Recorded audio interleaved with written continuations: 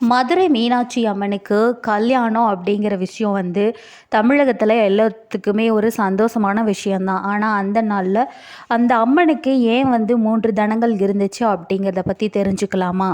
சிவனுக்கு வந்து 3 கண் இருக்குது.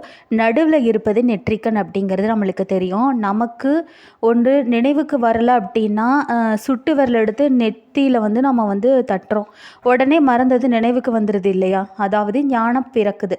இதனால தான் நெற்றிக்கண்ணில் இருந்து பிறந்த முருகனுக்கு ஞான பண்டிதன் அப்படிங்கிற பேரும் வந்துச்சு. தனக்கு இருக்கும் இந்த தனி சிறப்பு தன்னுடைய மனைவியாக வரப்போகிறவளுக்கும் இருக்கணும் அப்படின்னு சொல்லி நினச்சாரு சிவன். அவளுக்கு 3 மார்புகள் இருக்கும்படியாக வந்து அவர் வந்து அருள் புரிஞ்சார். இதனால தான் அவள் வந்து தடாதகை என பெயர் பெற்றாங்க. தடாதகை அப்படின்னா மாறுபட்டவள் அப்படின்னு சொல்லி அர்த்தம். எல்லா பெண்களுக்குமே 2 மார்புகள் தான் இருக்கும். ஆனால் இந்த அம்மனுக்கும் 3 மார்புகளோடு வந்து அவதரிச்சிருக்காங்க. ஜுரதேவர் அப்படிங்கிற தெய்வத்தை வந்து கோவிலில் வந்து நீங்கள் பார்த்துருப்பீங்க. அவருக்கு வந்து 3 கால்கள் இருக்கும்.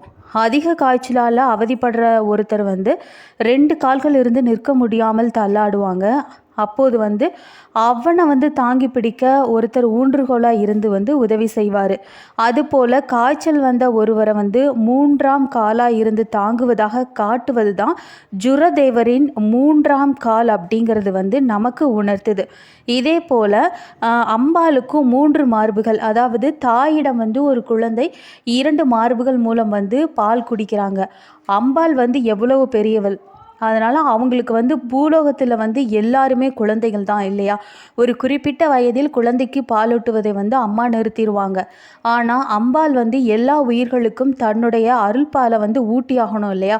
அதனால தான் 3ஆவதாக வற்றாத ஒரு மார்பு வேணும் அப்படின்னு சொல்லி கருதி இது வந்து தோன்றியிருக்கலாம் அப்படின்னு சொல்லி சொல்கிறாங்க. நெற்றியில் வந்து தட்டினா ஞானம் வருவது போல் மனசாட்சிப்படியும் மனுஷன் வந்து நடந்துக்கணும். இதனால தான் அம்பாள் வந்து நடுவில் ஒரு மார்புடன் வந்து பூமிக்கு வர்றாங்க. தவறு செஞ்ச ஒருவன் வந்து நான் அப்படி செய்யவே இல்லை அப்படின்னு சொல்லி அடம் பிடிச்சா அவன் நெஞ்சில் கையை வச்சு சொல்லு, நீ தவறு செஞ்சியா இல்லையா அப்படின்னு சொல்லி நம்ம வந்து கேட்குறோம். அதுபோல் என் அன்பு குழந்தைகளுக்கு நீங்கள் உங்கள் மனசாட்சி சொல்கிறபடி நியாயமாக நடந்து கொள்ளுங்கள் அப்படிங்கிற அருமையான அறிவுரையையும் தன்னோட 3ஆம் மார்பின் மூலம் நமக்கு எடுத்து சொல்கிறாங்க மீனாட்சி அம்மா.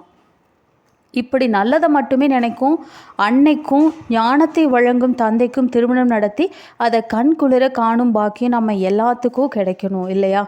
ஸோ இந்த நாளில் வந்து நம்ம எல்லாரும் சந்தோஷமாக இருப்போம்.